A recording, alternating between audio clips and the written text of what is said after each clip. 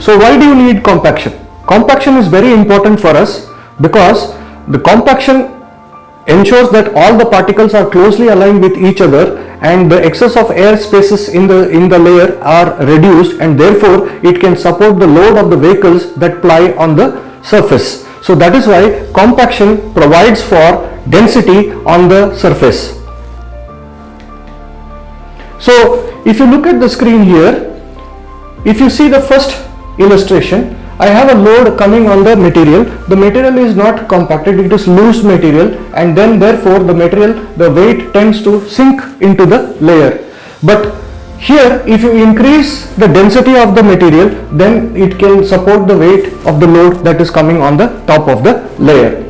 So mechanical stability for a non-uniform load or mechanical stability for a uniform load has to be achieved only by increasing the density, in other words reducing the volume.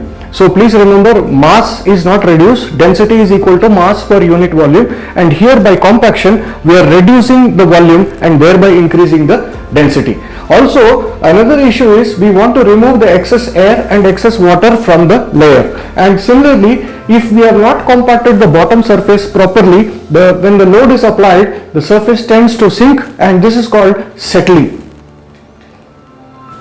So if you see the first illustration here, I am showing you where there is excess water in the surface of the layer. So if there is excess water, the compaction will not occur and this water will not be removed from the surface, and therefore you will not achieve density.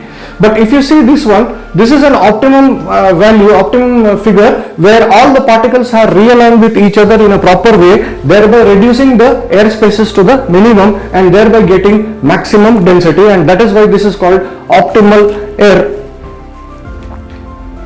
So why do you need compaction? This is the reason for compaction, because when you have a lot of vehicles plying on the road, the surface has to take the load of the vehicles. So a finished surface essentially looks like this, which is fully compacted.